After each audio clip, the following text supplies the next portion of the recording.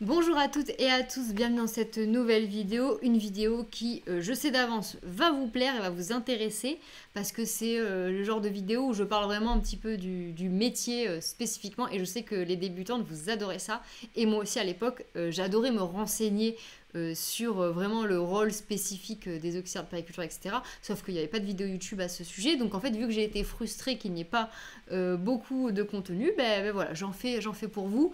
C'est des vidéos que j'aurais aimé trouver à l'époque où j'étais étudiante, donc il y a plus de 10 ans. Mais voilà, j'aurais aimé trouver ce genre de vidéos, donc voilà, je vous sers tout ça sur un plateau. Donc pour que vous puissiez vous projeter, je voulais vous parler un petit peu de comment on prend en charge une maman qui vient accoucher à la maternité. Je vais vous dévoiler entre guillemets un peu les coulisses de ce qui se passe et la chronologie dans laquelle vous allez agir, que ce soit donc de partant de l'accueil jusqu'à ce que l'enfant soit né et que la maman aille en suite de couche.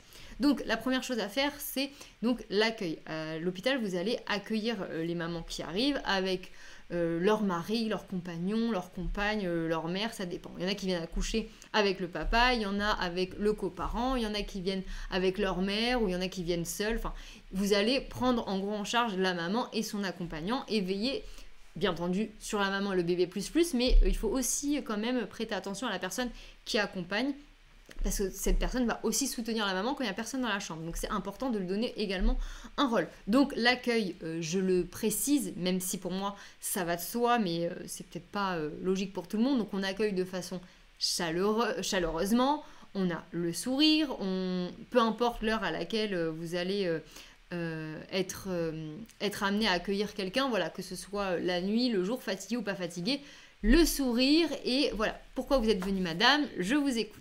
Et donc la maman va le dire, voilà, j'ai des contractions, je perds des os, je sens plus le bébé bouger, j'ai mal à droite, j'ai mal à gauche, peu importe, elle va vous dire ce qu'elle a.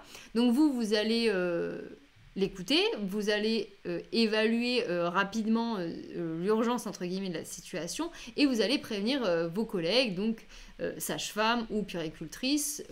Il y en a dans certaines maternités, mais c'est plus une sage-femme parce qu'après la sage-femme va venir l'examiner.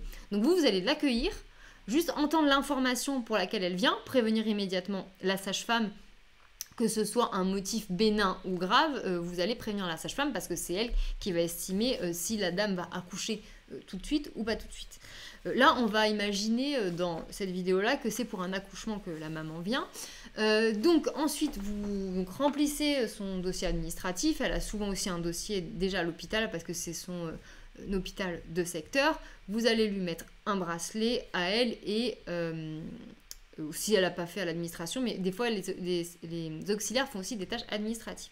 Ensuite, vous allez l'installer dans une chambre de pré-travail ou de travail, selon ce que vous dit la sage-femme. Donc l'installation, c'est veiller à ce que la maman soit bien, qu'il y ait la lumière un peu tamisée ou qu'il y ait une lumière vive si la sage-femme doit vite se mettre en place. Vous allez vérifier qu'au cas où il y a un accouchement, il y ait tout le matériel nécessaire dans la pièce. Parce que c'est très désagréable lorsqu'on accouche et que la sage-femme vous demande, je sais pas, de la bétadine ou des gants ou des sangles ou j'en sais rien et qu'il n'y a rien dans la chambre. Vous devez enlever vos gants, aller chercher, vous relaver les mains, vous remettre vos gants, etc. Pour la relation, plus pour l'hygiène, etc. C'est pas terrible de faire 40 000 allers-retours pendant un accouchement.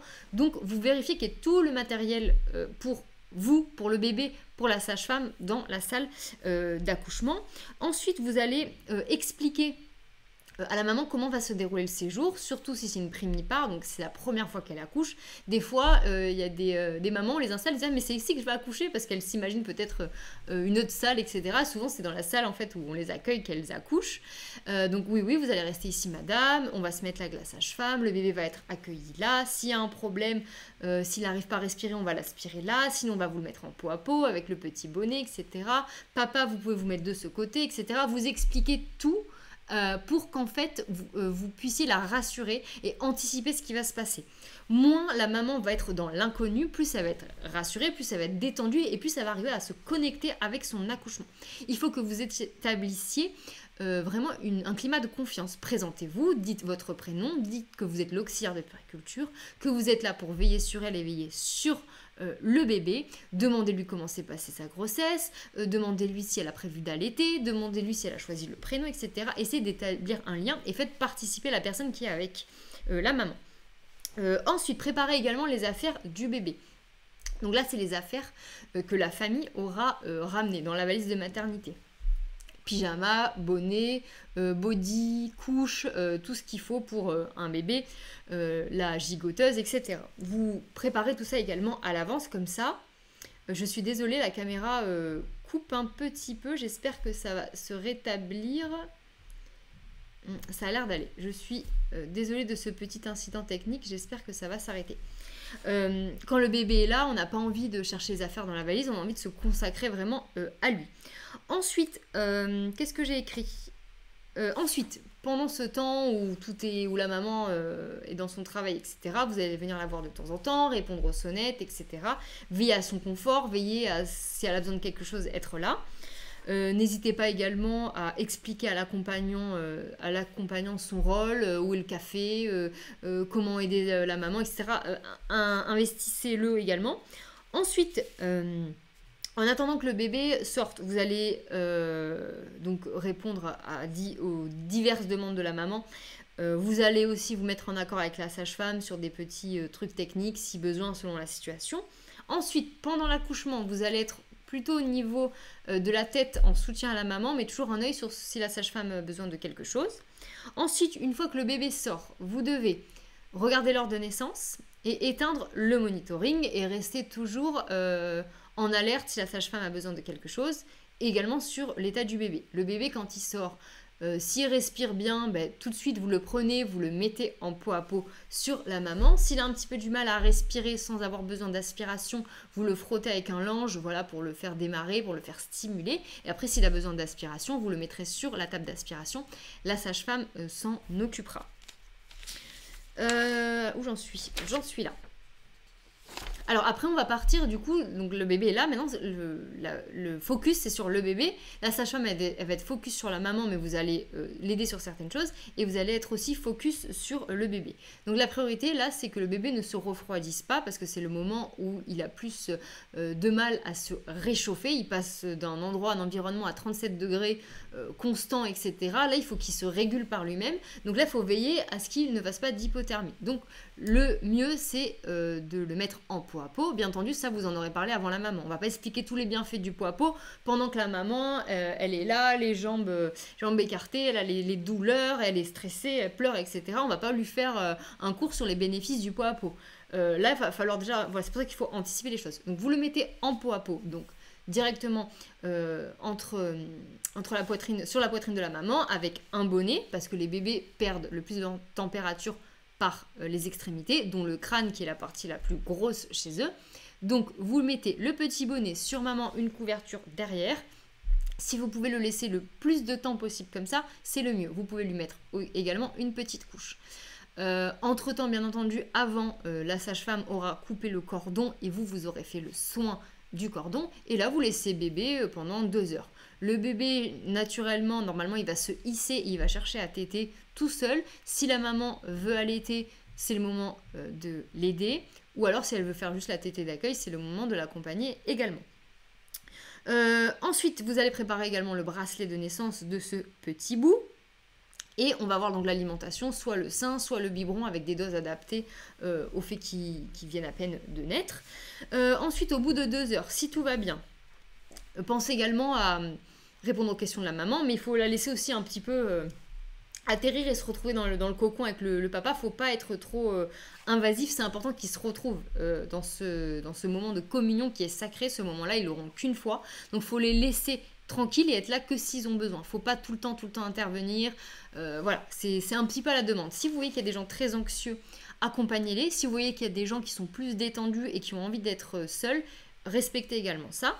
Et au bout à peu près de 2 heures, si tout va bien, si le bébé va bien, si la maman n'a pas de saignement, etc., la maman pourra aller ensuite de couche. Et avant ça, donc vous pouvez faire habiller le bébé. Donc moi j'aime bien proposer au papa de le faire et moi je le regarde mais je le guide, et s'il n'a pas envie, se sent pas à l'aise, je lui montre comment faire. Donc ça c'est un peu au choix. Souvent les papas qui n'ont jamais eu d'enfants préfèrent qu'on leur montre, et ceux qui ont eu plusieurs enfants, ils sont aussi fiers de nous montrer qu'ils savent le faire, mais ils ont quand même besoin d'être rassurés et qu'on soit à côté d'eux. Donc ça après c'est un petit peu voilà, c'est un petit peu au feeling selon le public que vous rencontrez.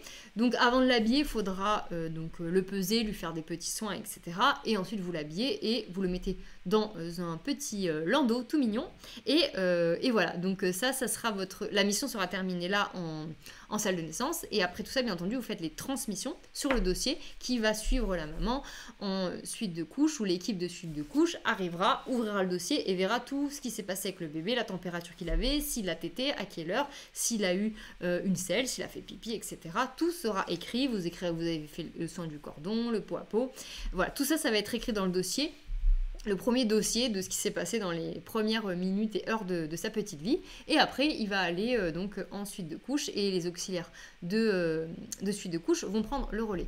Donc voilà en gros comment accompagner une maman qui arrive à la maternité pour accoucher.